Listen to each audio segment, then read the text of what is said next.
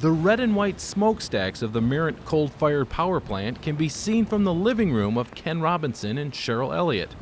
So when the coal plant announced expansion plans, this Maryland husband and wife, along with their neighbors, petitioned to stop it.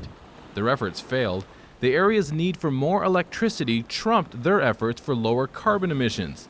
But it got the Maryland homeowners thinking about energy. Just going through that process of thinking about energy, I thought much more about turning off lights and was much more sensitive to our own patterns, household patterns, and how we consume energy. And it also got the couple thinking about generating their own electricity. So they contacted a Maryland wind energy company to see if their home would be suitable for a turbine.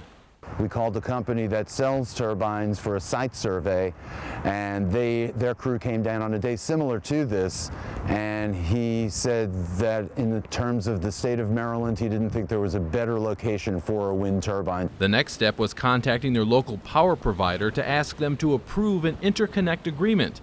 That's when the couple found out the company had no such application. We were the first people to ever contact them about a wind turbine, so they needed to create the form necessary for us to fill out to have an interconnect agreement. Once we did that, they approved it within 2 weeks. And because the turbine would stand some 30 feet tall, they also needed to get approval from their local county zoning board.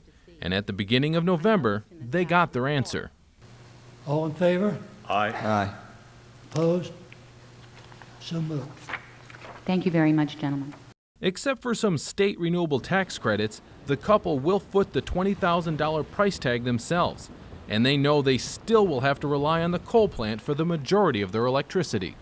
And we have no illusions that we're going to be powering the neighborhood. We're hoping that we can power between 25 and 40% of our own energy needs. But by going first, Ken and Cheryl say they've done the legwork, so other Maryland residents will have a more streamlined process when they decide to install their own renewable energy source.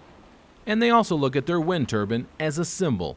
We think that having a wind turbine in the shadow of this coal-powered electric plant is an obvious distinction between old and new technologies, and more importantly, between clean and dirty technologies.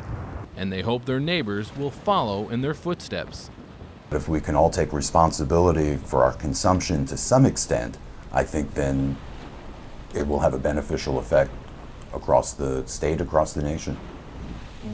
Once it's operational, this will be the only privately owned wind turbine in the state of Maryland.